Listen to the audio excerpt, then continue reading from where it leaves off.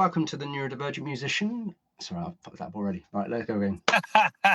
This is what happens. This is what happens when it's live, right? You're seeing it. You're seeing it like this is the message of it. I love it. I love it. Loving it. So I might even keep that in there. There's a little blooper in the beginning. Right. Okay. Welcome to the Neurodivergent Musician podcast. I'm your host, Jon Hart, and today I am joined by Richard Lennox, and we're going to go into a whole conversation about lots of different things. But instead of me ballsing up his introduction, Richard, welcome to the podcast. Please introduce yourself to everyone. Thanks for having me on, John. Loving it. Yeah, I'm Richard Lennox, and I'm trying to be kind of everything to do with musical keys, whether that's piano, organ, keyboards, just it all kind of mashes in together. We're trying to find ways forward through this neurodivergency, which is the most incredibly beautiful thing. But unfortunately, it makes us struggle on our path to try and get there. And I suddenly thought of this walking into work this morning from the hotel, and it's probably my fault for just not being just right on it. I kind of got head down thinking I've got 5 minutes to get down to the college. And this guy came out of this shop and just literally he didn't go in front of me. It's almost like I wasn't there, and he just walked straight through me. And that's a problem. All of us we feel that we're there in this weird existence. And the audience is out there in darkness. You can't see them because the house lights are down. You've got lights in your face. And that's the kind of theatre thing. And that's the way I really like stuff, because that means you've got your product going. Everyone's getting treated as one. They're all getting treated the same. Same experience.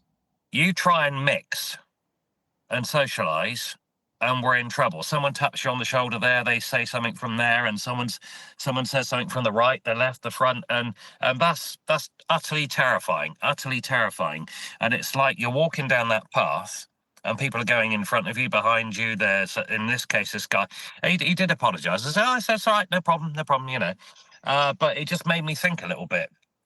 And people are walking across that path, and that path is a piece of music. And somebody's going across it. It's a bit like, I never forget, we were doing a dress rehearsal a few years ago for this show, and you had this beautiful scene on stage. All of a sudden, the stage managers just walk straight across. Right. It's just made me think of something. I'll never forget this. And I was watching My Fair Lady at the London Coliseum. And I was sat quite high up. I think it was about I sat up in the dress circle quite high up. And all of a sudden, this stage guy walked across the back, and he obviously thinking he couldn't be seen. He thought he couldn't be seen, and he just walked straight across the back, and it was just so odd. There was an experience apparently, because there was a video of Christian Bale, who does Batman, of him exploding, but because someone because he has to get into that moment. We know as musicians, and actors and everyone, you have to get into a certain mindset and everything. We're in this performance, this passion, and someone just walked in the middle of this film. Obviously, it's millions and stuff as well. It's like one of these, like, I don't know if it's an extra or it was part of this team, and people are calling out Christian Bale for his response. Yeah, I mean, obviously, maybe he shouldn't have been so angry, but whatever it is. But actually, I'm like, no, that's also what I find with a lot of neurodivergent people. If something has impulsively come out on things as well, people will jump on that rather than the prevention of that. So in regards to what you just talked about there, there's two different sides to that. There is that kind of mindlessness of just like you're an empty vessel as such. You like just going to walk straight through you.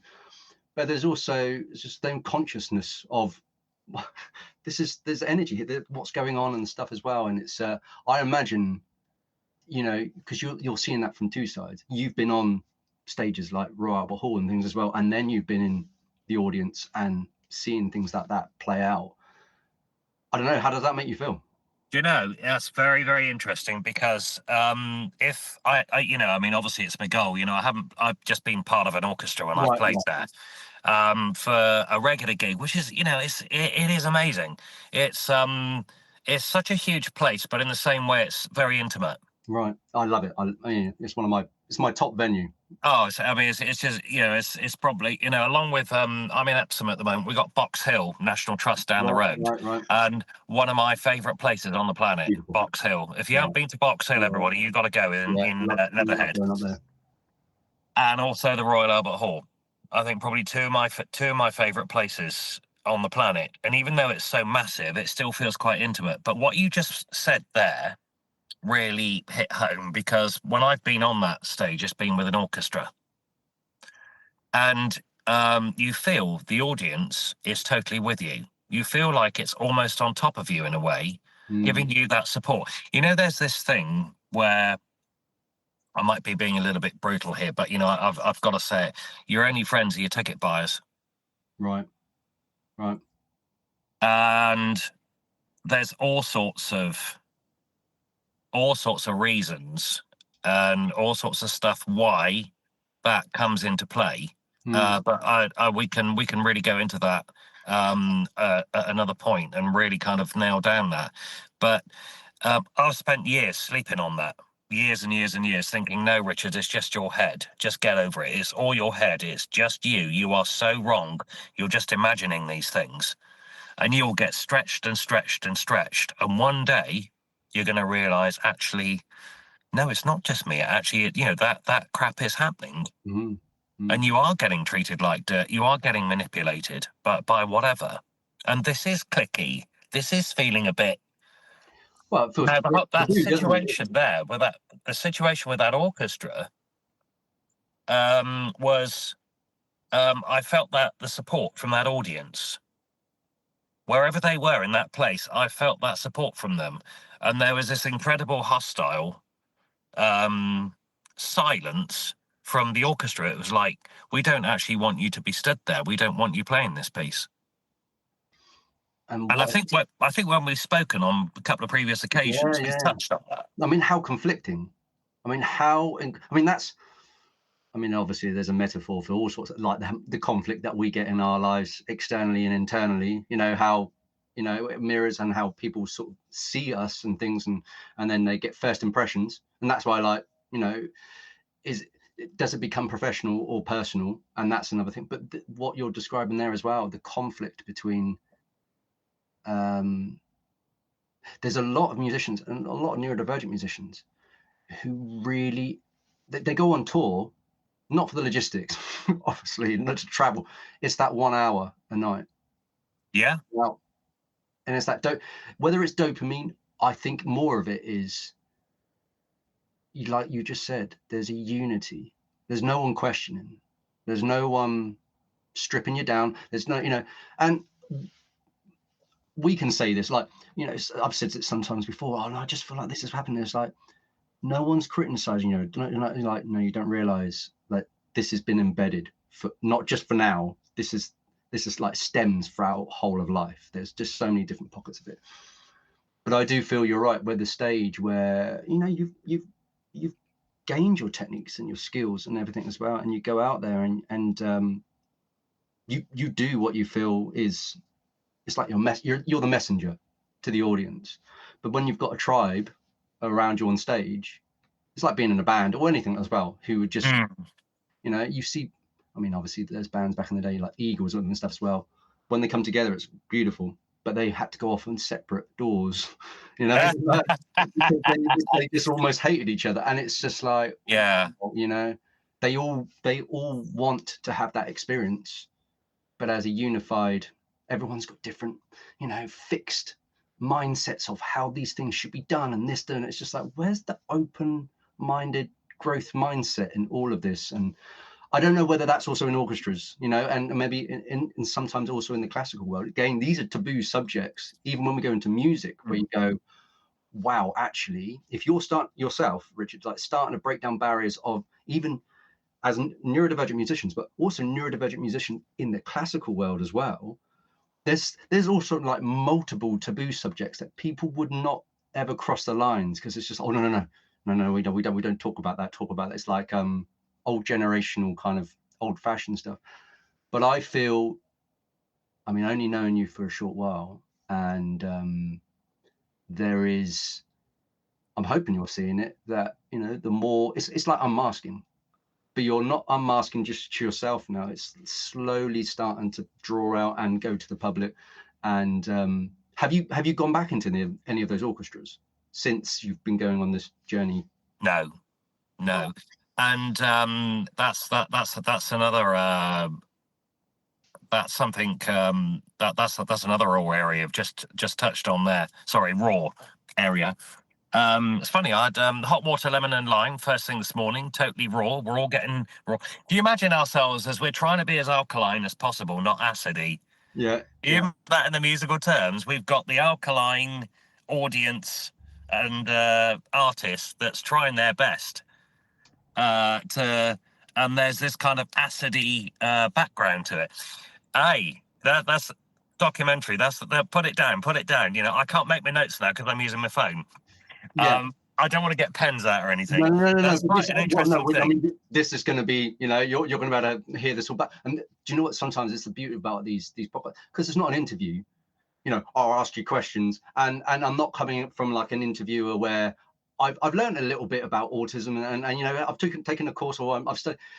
This is two lived experience people, like different environments, and let's then go on to what where did, so basically I think when Richard and I we communicated, and it was trying to, and from my point of view, let's see where we are now, rather, because we've got the past stuff, we all know that, like, the past stuff and things as well, but actually what's going on right now, what is the, you know, we meet each other in our awareness journey right now with what we have and everything as well. And I think the beautiful thing out of all of it that came out is just like, I want to make a documentary, and I've like, that is the North Star of where you want to head with it. And then there was the how to, and then figuring out all the pieces. So let's go back to, where did the idea for a documentary, and what is the documentary, and why, and things. Well, you can summarize it as much as you like, mate. It's all about experiences. I mean, that's just pure and simple. It's you've got, going back to what I said about the only positive, two positives actually. When you're performing, you've got the sound. Now, whether it's just you, whether there's other people involved, you've got that sound. Now, this was just my. I wasn't sure whether I was going to say this. I'll say this now, but this might hit a few. This might cause a bit of a. This might ruffle a few things.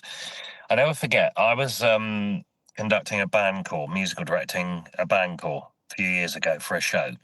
What you just said about, have you gone back to those orchestras? No. And there's also 3 or 4 other things that have the same negative effect that I've dropped. Okay. And interestingly, one of those groups has asked me to do a Christmas gig with them, where I'm just playing piano by myself.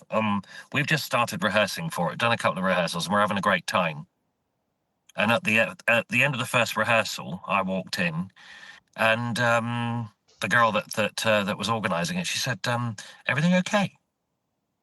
And I'm not hiding anything more. You know, I just got so tired of acting, and I said, up and down. You know, it's, you know, okay. I mean, do you know, we can have a chat about it afterwards.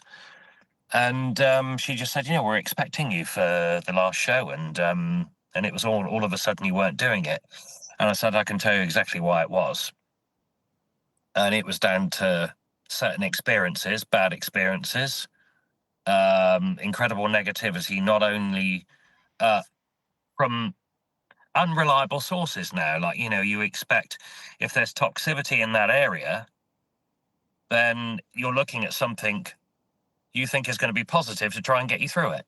And in that case, it was the band coming in. I'm thinking, let's get the band in, and they're creating enough of a, you know, it'll give it an uplift, and we can get through the week with it. And that band came in, and they decided to give me the worst week of my life with just playing silly musicians' games, all that type of thing, you know. Just what, mind games literally kind of thing? The mind games as such, more. Absolutely, just behaving like kids. I mean, if I give an instruction and they would, a musical instruction, I'd like it played like this, please. Could we try this? Could we try that? And there's a lot of that with with shows where things are left to the last minute because you don't know how it's going to be until it actually goes on the stage.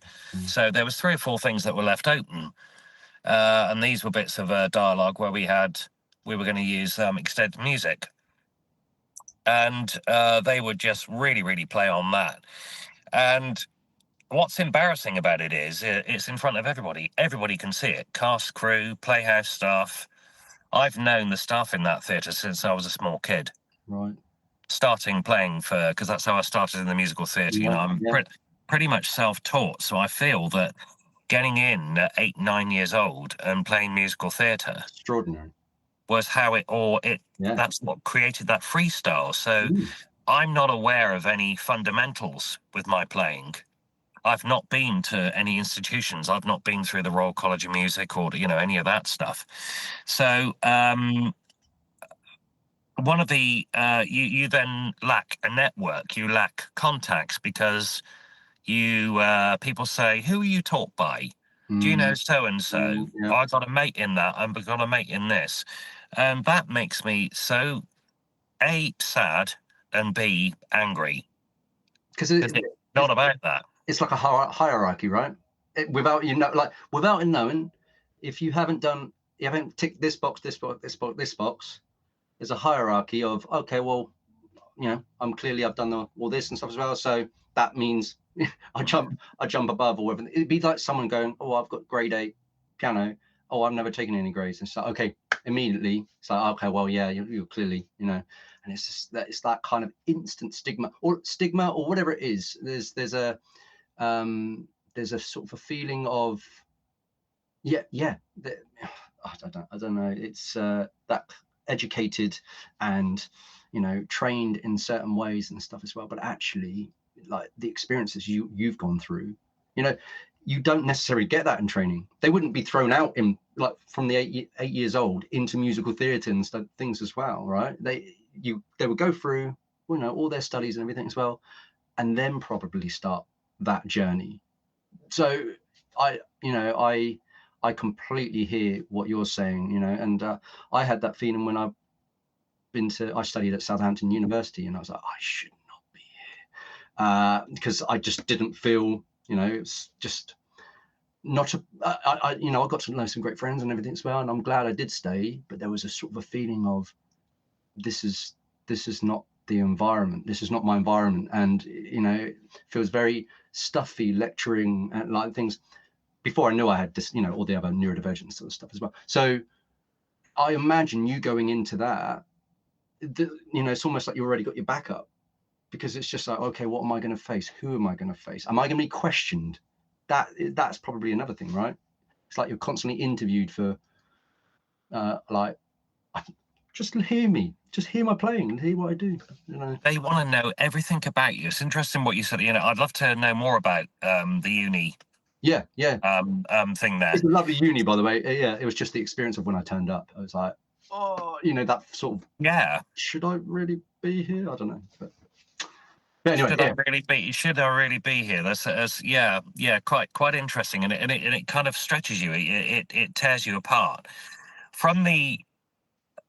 I think it's because, you know, they want to talk to somebody. Were you taught by so and so? Do you know so and so? Because they want to talk to that person. They want to find out, you know, what's he like?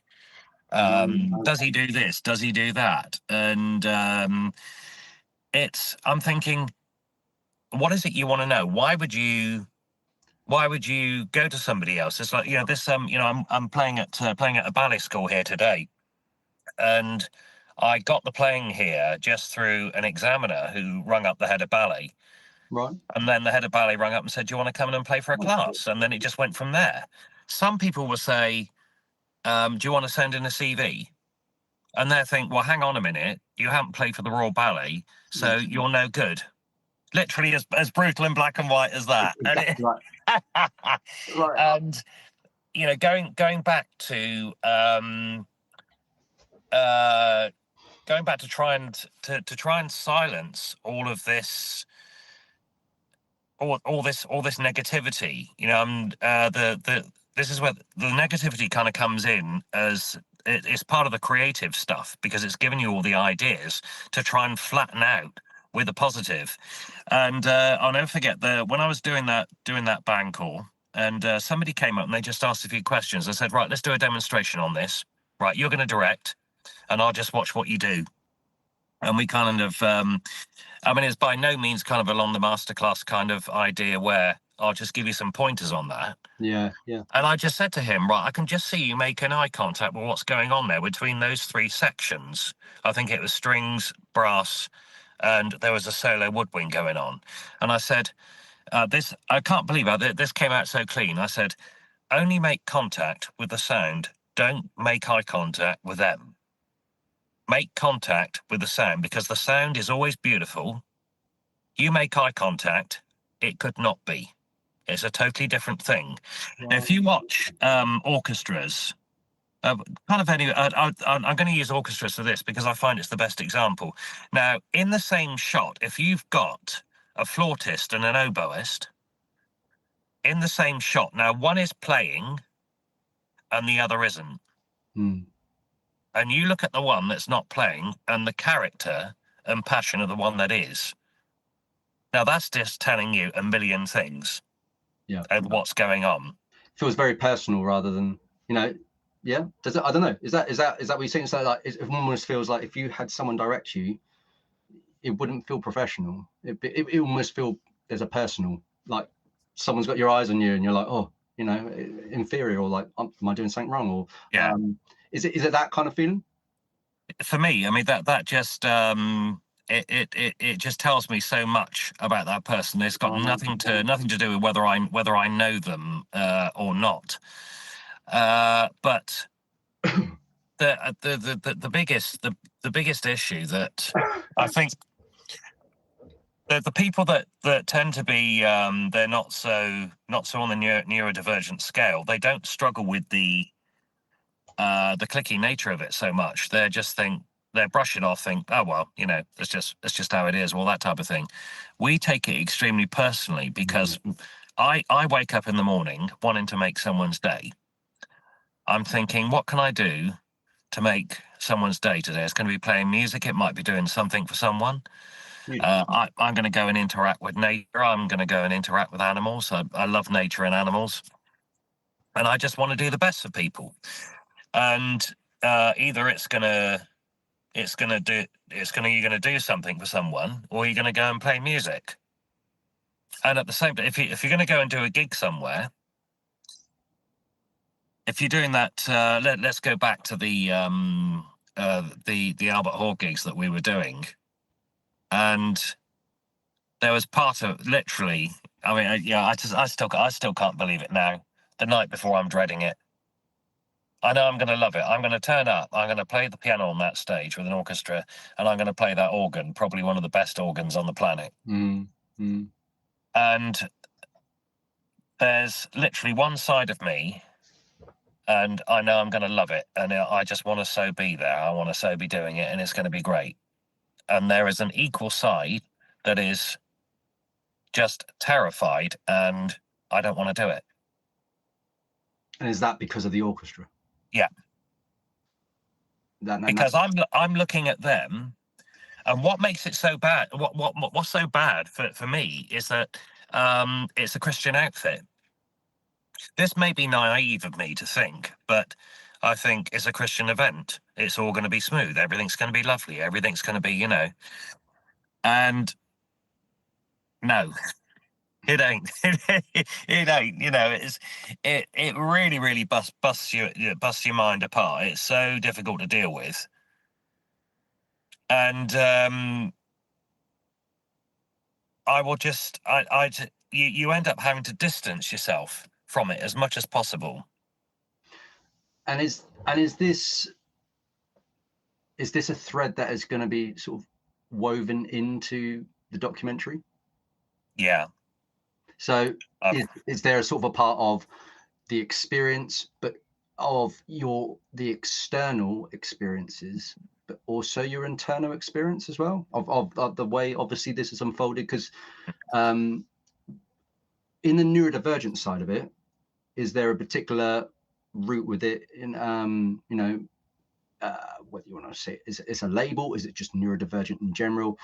but your, how do I say it, the pre-awareness of where, you know, when you were going through those experiences before without the undetected conditions, or whatever you want to call them, to that awareness, and then going through that process, is that woven in as well, or are you kind of mainly focusing on the experiences as a musician, you know, going through those things, or is that kind of what you're, you know, it's like the puzzle that starts to piece together as such? Yeah, wow. Yeah, no, you've hit it there. A puzzle is trying to put that puzzle together, isn't What it? an album, right? Sometimes that's what an album is as well, Yeah, or a show that you do, you know. Sometimes, you know, maybe the start and ending, or, well, you know, however it is. And I suppose the beauty of, like, that creative mind, it's like, actually, do I need to know, do I need to know how this is all going to end at the moment? It's like a book, you know. Do I need, I've got that sort of start and ending of how it is, but actually the in between, and that can be stressful. A lot of people put stress and pressure and expectation on that, but actually I think, you know, what the beautiful thing is, even the more you're talking about it, even us now, you're vocalizing it, you know, some, even during this call, you've gone, oh, hang on, yeah, that, oh, that, and that's a beautiful thing, because you sometimes have a one sort of mindset of, all right, this is how it's going to go, and then the next day it can be, okay, there's just another thing that's just come out here, another chapter. But how far are you into, even if it's just the, I call it the dream state. There's a dream state and then the think state. So the dream state is, I'm just, anything's on the table. The think state is where everything grounds the plane, which, and then there's the build and sort of stuff as well. Do you feel you're in the dream, or whatever? I've got 100% of the script side of it. Brilliant, fantastic. And I'm about halfway through the kind of, you know, I'd like it to look like this, and all that type of thing. And yeah, it's got to that point where you think, oh, should I really be doing this? Are things really that bad? Is there that, you know, is there a problem there? And it takes you a long time to get to the point where you think, it's like somebody taps you on the back and says, there is a problem, you need to do it. And when, from the performance point of view, see, I mean, I love winging things. I don't really do set lists when I'm doing stuff on my own. I love the audience interaction, saying anything anybody would like to hear, reacting to some things. I did a gig a couple of weeks ago, and the guy that introduced me, I went to school with him. So that gave a great opener, because I'm thinking, I'm just going to walk on. Do I say a bit? Do I just start playing? And his name was Matt, and he was a lovely guy. So I just came on and said, thanks for that lovely introduction, Matt. I think we went to school together, didn't we? Yeah, I think, let's not talk about it. The less said about that, the better. It wasn't a very good experience for us, Matt, was it? No, let's, and, you know, he was, you know, totally in agreement. You know, I think he had as tough a time as I did. Right. And but that gave us some great banter, yeah, of course, at the start of that. So, you know, we were lucky with that. But turning up to the venue, you don't know that's going to happen. So you're thinking, how am I going to do this? How am I going to do that? But you know your internal set list, which is up here, you know that's going to be fine. If you turn up to a show and you're playing a score, or you go to a classical gig and you're going to play that, that's fine. You've got the muscle memory and experience and repertoire to be able to go, get the nerves. Like, there's always, like you said, you turn up and you're like, oh, okay, but actually once you're in it, it's like getting on the bike and you're like, all right, okay, well, pull this, like you said. And so but obviously this is what I found when I was doing session work. I was doing classic, you know, maybe even classical and things, and session work, for instance. I'm dyslexic. I struggle to read music, you know, myself, and the lines go up and down and stuff as well. It's not the capability. It's, you know, you're capable of playing, you know, you can do all these things and stuff, and you've got to be a creative problem solver, and you work around these things, as you know, as we both do. But I imagine in settings where, you know, if you're questioned, even on, you know, for me it would be my sight reading. I remember freezing once. I was in some kind of, I don't know, production and stuff, and I was like, oh my days, I am frozen right here. But if I then was to, like you just said, do it based on my muscle memory, doing based on the things, the emotive sort of side of it, I'd be smashing it over there. It's like completely two different sides of the coin. And do you feel that conflict where, you know, whether it's a neurodivergence, also weaving into when you've had those toxic moments between, it's almost like liberation and elation, like with the crowd, but then when you even finish the song, there's obviously like beautiful sort of dopamine of it,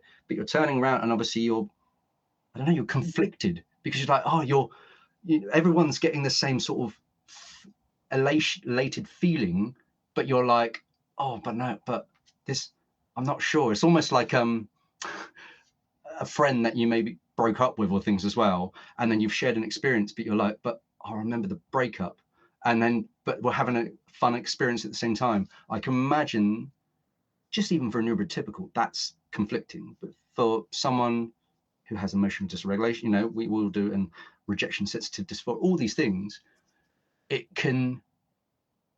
won't just stay for you for a night. I imagine that will ruminate for 24 hours, 48 hours. It can ruin a week. I can imagine. You're supposed to, like you just said, but then the next day it's like back down because I don't know. Did you ever feel that, like you'd have this elation at that one point, but as soon as you came off stage, did it store in your body the euphoria, or did it just crash back down because of the people you were with? The euphoria of the moment stays with you, but you crash in the most enormous way. And this has just given me another thing here, and it happens every time. If I've got I haven't actually done the concerts like this because we haven't had 2 concerts, but this is always with shows. Now, when we do a matinee and an evening performance, and I just can't do the socializing and I can't do the acting anymore, so I go off by myself. And I feel happy about that. I feel sad that I can't be around everybody else because I want to be, but I just can't be. And one of the trombonists, he just said to me, "Why don't you stick around in between shows?" And I just said to him, "Because I don't want to." And I go away afterwards quite sad because I'm thinking, how can I say that? Yeah. And then it's like, I've got to. Now, every time I've done this has happened to me 4 times now. 4 times. So 3 of those occasions were with a band where we were back in a show. And it happened to me last year when I was doing my college show, where I'm the only musician there with their company of 25 on stage, and it's just me playing on stage, and we do our bit. So that's actually happened twice now. So I've done their last 2 years. There's one show at 3 and there's one show at 7, and I go off on my own to regulate your nervous system, I imagine, as well, right? And those are, I swear, those are some of my lowest moments. Lowest moments. In between. Yeah, in between. They are some of my lowest moments. Because you've got that euphoria of doing the show, but you've also got the negative, and we've spoken about that over the last half an hour. Do you feel that it's because there is what we call external stigma and ableism? Do you feel there's also internal ableism going, like, I should be able to do it, I should be able to, I should be like there's some of that negative narrative going on where, which is it's old programming. It's things that we've said over the years, because there's so many negatives. I mean, apparently ADHD they can receive up to 20,000 negative comments up to the age of 10, let alone for the rest of their life. So shocking. Yeah, you don't have any trust. You don't have any trust in yourself. So if people are telling you this, or whatever it is, angles, how are you going to be able to trust yourself after that many things? So by the time you've gone to walk in between, and also, it's notorious, whether autistic or neurodivergent, sometimes our capacities to the top, and it comes out blunt, but to someone else that's rude and stuff. It's like, no, I'm doing this to protect myself, because if you overload yourself in that 3 hours or 2 hour break, what it's going to affect like for the show. But obviously what's going on there is there's a miscommunicate, there's either a lack of awareness, or they haven't gone and looked behind what you've said and gone, with curiosity, consideration, and compassion to go, so why, tell me, just not, I'm just curious, not to put anything, but why do you need to go off for a walk and stuff as well? I just want to know. And it would be like, yeah, because I need to do this and stuff. All right, that's fun. We'll give you space in future. And I think clearly, you know, when those sort of conversations are not happening, that's a massive disconnect. And I can see the waves of it going out through the day. But what I love is what you're developing, because it's very hard to tell people like that, like you just said, but the documentary you're building for those people who have maybe experiences, even if they just go and watch a snippet of it and things as well, there, I guarantee there's gonna be a lot of people going, I had no idea. I had no idea, but which is fine.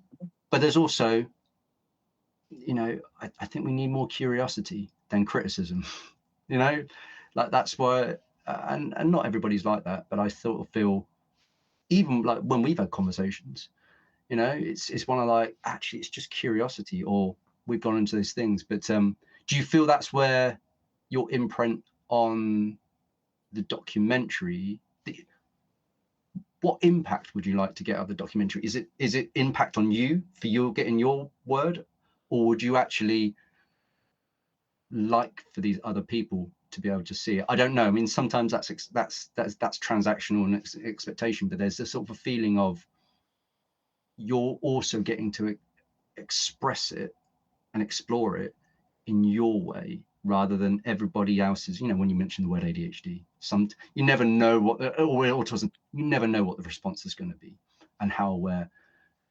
Do you feel that documentary is going to be for yourself and an awareness asset as well? Well, the way I'm thinking at the moment is, I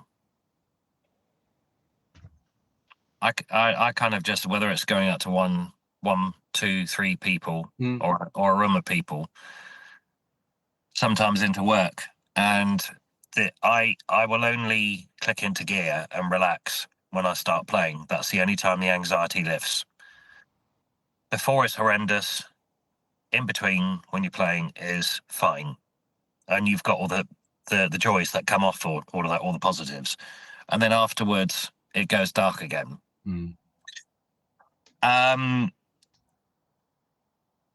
It's a lady who's a member of the church choir. She's seen a number of concerts that I do now, and she knows how I'm suffering. And she said all that joy that comes across comes from a very dark place. I thought you've hit the nail there. And it's quite interesting when you look at that, how, you know, I think I'm actually naturally just a very, very depressed person, but I can really let my hair down and have a laugh. But I'm also very serious as well, and I will treat everything the same, and I will do 100% for anybody with anything. There's as much perfection and passion in that as there is in the music. It's going back to what you said about there, just about the doco thing. I think, in a way, I just want to just take it. You know, when we get around to making it and putting it all together, I'm just, look, folks, here we go. I'm just going to sit here and have a coffee and just watch this. Do you think you'll put music alongside it, or do you? I'm going to play all the way through it. I think I mentioned this. I've got a ganglion cyst just here at the moment. Okay. Which is it's a little interesting thing. So I'm playing fine, but what it's doing is just compressing the nerve there, and I haven't got 100% extension of the index because it's just taken the muscle out. Okay. So I think I've got about 2 weeks, and I've got surgery to have that out. Once that is out, and then hopefully everything will be back to normal, and I can really start motoring with things. But so that has really been playing on the mind. You're thinking surgery on your hand as a pianist. Oh my God. Do you know what though? I believe you even putting that into the documentary, mate, because I think if you're going to have to play one-handed piano for a while whilst it recovers, because obviously, like you just said, like there's a feeling of, until I go to the piano or when I'm live or and things as well, it's almost like you're charging. That's your that's your charger. If I don't plug it in, if I don't plug my fingers onto the piano, I'm not getting charged up in other places of life. And I even coming back to the depression, the intensity level. Like if you imagine if it was an audio mixing desk, our intensity levels as neurodivergent and stuff, and especially when we've been surviving with whatever tools and masks and stuff, all this, because you've been unmasking as well, and that's just a messy process. It also means the depression's so intense at the same time, because you're just like, I've been living like that, but it's like I should have been living like this. I could, and those words and would or whatever it is and stuff as well are just like, well, that's just past tense. I can't go back and stuff. Actually, I'm here because I've survived. But now, also the unmasking process is really, really intense and stuff as well, of just slowly allowing yourself to come into and finding people, like you said, that sorry, was it the church leader who some lady at church? Lady who sings in the choir. But who you can unmask to, like that's just another thing. And you're like, oh, actually, I can talk about this side. I don't have to always just talk about this side and turn up and right, okay, I'm in performer mode. And that will, obviously the more people you're not wanting to walk in a room like everybody knows your business. And there's also that as well. But you've got those support pillars and nets. And I think we even talked about, it's like when we found out about our, ADHD, autism and things as well, I don't know anyone else with that. So it feels a very lonely place. And until I think we were saying actually, when the two of us were talking, it's like, I would like to have neurodivergent friends, because you don't have to go and talk about it. Like, because you're like, oh, well, already. Or like I start talking about it. And I know. That's my experience every day. Like, okay, well, my nervous system's just gone, because I'm not having to, you're relating with some. It's almost like us two talking as musicians. We don't have to talk about being a musician. We know what that's like, but we have a real relative lived experience together. So it's almost like I feel safe talking to you, that sort of thing. And I think what you'll do offline is obviously have people, but what you're doing maybe online and things as well, that's what the documentary is also going to be able to spread to a lot of people. I know that's not necessarily a goal. It could be a North Star and stuff as well, but even if, like you said, it gets to one person, even this is what, like this podcast and other things as well. And I feel your journey and the niche nuances of your journey as well. I mean, I heard it first time, and I think even you were saying, I've tried to talk to this other people, I've tried to do these things, and it's just like, this is not fit. It doesn't connect. But I've, and we've only gone into sort of, not even, well, the shallow end, like a little bit deeper into what we've been talking about and stuff as well.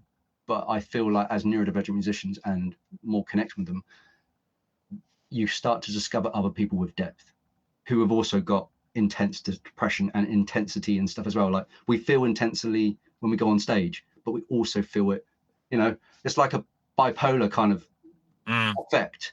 Yeah. And when people are going, they can go down by 10%, they can go up by 10%. If we're going down by 80 and then going up 80 and that hyper and depressive, how do you explain that to people?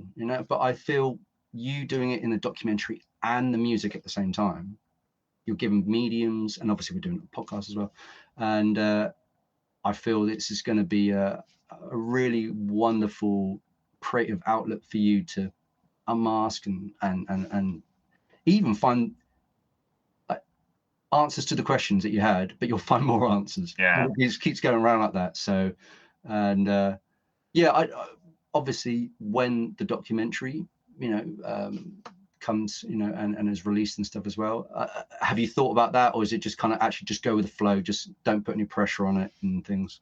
I'm just really excited about it, because it's like someone's just booked you for a gig, your dream gig you really want to do. Right. Right. and you're going to go out to that audience and you're going to have that wonderful opportunity. And this, I feel, it's a great opportunity, not only to work with somebody like yourself, but it's the only way that I can A, put my story across, B, function, and maybe C, be accepted. Do you think it'd be interesting when you watch it back? If you Well, do you know, when I wake up the following morning after a gig and I think, yeah, that was good last night, I like that, and I could also wake up and think, that was a bit embarrassing last night. What the hell happened? right. I hope it's not the latter. Well, a lot of this is where a lot of actors don't watch their own films because they want to just, I think it's I know, I can't remember anyway, but they do it because they don't want to. It's like going visiting the same, like you go to, I don't know, somewhere around the world, you visit it and you've got that amazing experience the first time. But if you go and visit it again, and it's not quite how it was the first time. So it's that kind of, like you said, if you come in euphoric and like, actually, that was a brilliant process. Whether watching it will give you the same sort of, but I suppose it doesn't matter. It's like, are you doing behind the scenes things as well? Like, just kind of casually and stuff as well, Yeah.